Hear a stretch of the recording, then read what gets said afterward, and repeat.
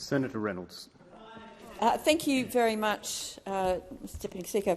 I too rise to support incredibly strongly, about as strong as I could possibly, to support this referral.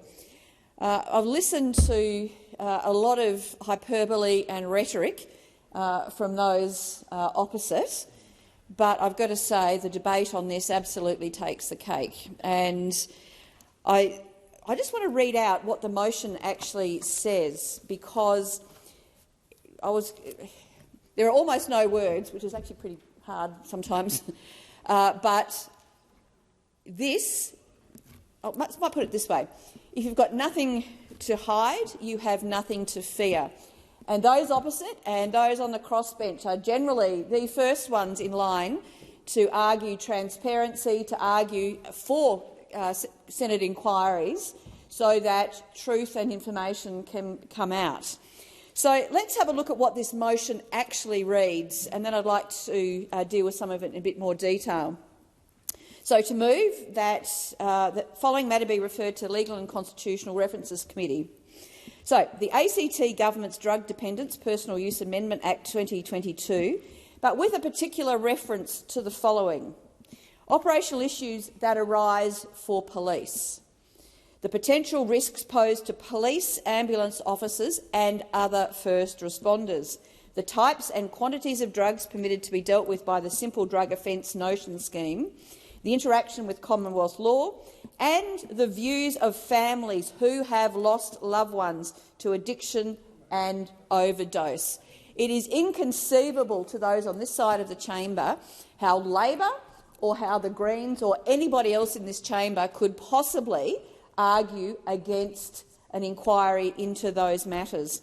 Now, it is not about territory rights, because with wall-to-wall Labor governments on mainland Australia, the Senate inquiry is incredibly important, because once one Labor government has implemented legislation like this, you can be sure that all other Labor state government and territories will start to implement this. So my colleagues, Senator Cash has, I think, very articulately said why this is such a bad law. And Senator Scarr also talked about the actual experiences in the United States of communities who have implemented similar freedom from restrictions on drugs. So let's have a look at what law enforcement here in the ACT have actually said about this change due to come in 2 weeks. So the Chief Police Officer in the ACT have said, I'm going to read out word for word what he said, because I want everybody in this place to really understand the implications on police, on emergency services and health workers. He said, "We legalised cannabis in 2021 and there was a 20% increase in usage. So it's safe to assume we are going to see an increase in other drug usage, and Canberra already has a fairly strong use of cocaine per head of population. The nation will be watching us. We are the first to go this far. But as I've said, they will not be the last government on mainland Australia to do this." So here in the ACT, you'll be allowed 1.5 grams, which is 15 hits, which costs about $1,500. Not many users themselves will have that amount of money and could actually see other crimes. Meth, ice, as we all know in this place, is highly addictive. So the worry is people will go on 4 or 5 day meth benders, go out and drive and kill someone. That is a very real threat. And last year, the Chief Police Officer also said that last year here in the ACT they had 18 people die, a 300% increase on the rolling average, and most of those people had meth or cannabis in their system. The Chief Political Officer said he is also worried that the ACT might turn out to be like San Francisco, Portland and Vancouver, where personal use of hard drugs has also been relaxed. And Senator Scarr has just given us some detail from inquiries and reports into those areas, and it is truly alarming.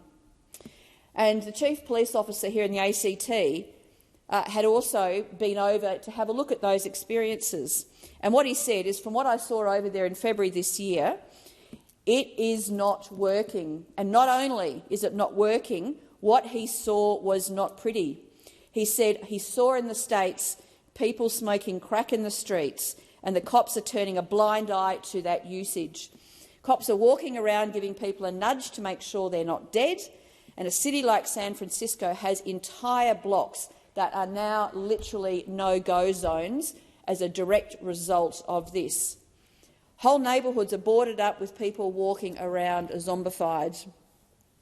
And ahead of the change, he also told a newspaper this week that it would be naive not to think people won't come down, even for a weekend, to get on the coke and not to worry about the cops.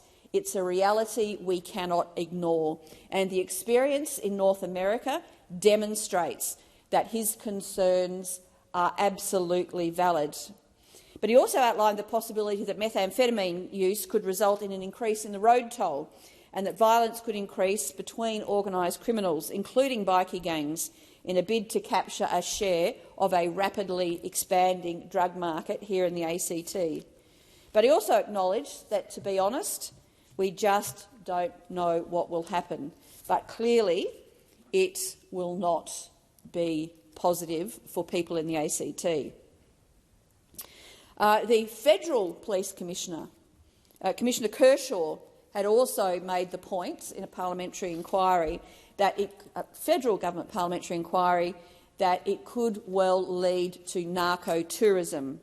So he said this: it's going to mean that organised crime will want to target this community in particular because they can move their product quite quickly and easily in and out of the Australian Capital Territory. And he also said this: it just makes it more difficult for us to combat the rise of cocaine, methamphetamine and heroin use, and it was important to remember that these are not recreational drugs. Now, we all know it is very, very rare for police officers to speak out so openly, but Commissioner Kershaw has a lot of extensive experience, and he has made a call that these drugs are incredibly dangerous for the community.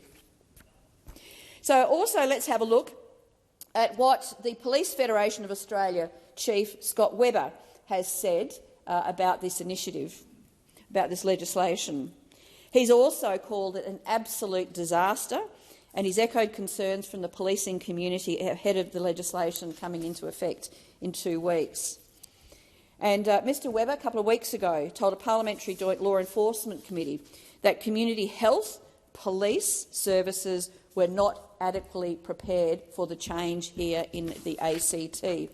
So for all of the huff and puffing and the moralising and the accusations that on this side of Parliament we don't want to provide mental health support and other supports for people who are addicted to hard and serious drugs, of course we do.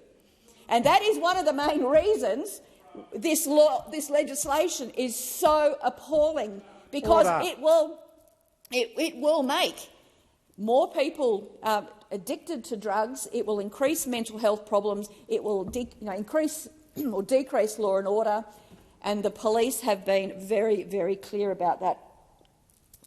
So the Police Federation of Australia Chief has also just said it's going to be a further drain on resources, and not only on policing but the community as a whole. The ACT health system is already struggling, and we saw through COVID that this is just another facet that's going to put more pressure on the health system, which under Labor here in the ACT is already struggling. And they also made the point about this narco-tourism concept, which has now occurred in the 3 North American cities that we've talked about. The evidence is very clear. And he said, what's going to happen to Canberra? So in the future, you don't fly down to Canberra to see the nation's capital, the art galleries, the museums and everything Canberra has to offer. You fly down there or drive down the Hume Highway for a party to get on illicit drugs because it is more readily available, much easier to obtain. And if you do get called out with 1.5 grams, you're not even going to have a criminal record. In fact, you'd get less of a fine than if you'd parked in the wrong place in the parliamentary triangle. So, for all of these reasons, there is nothing to be afraid of having an inquiry into the impacts that this will have on policing, on health, on mental health programs, on families here in the ACT. It is not about territory rights. This is about understanding what relaxing these drug laws will have, in this instance, in this jurisdiction. But mark our words on this side of the chamber. Once it comes into effect in the ACT, Labor governments, with the support of the Greens, there will be a conga line of them now looking to introduce these laws, which will only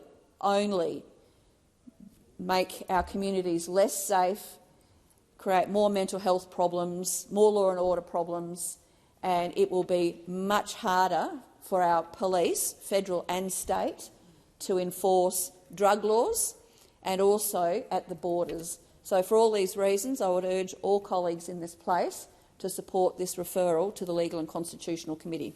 Thank you.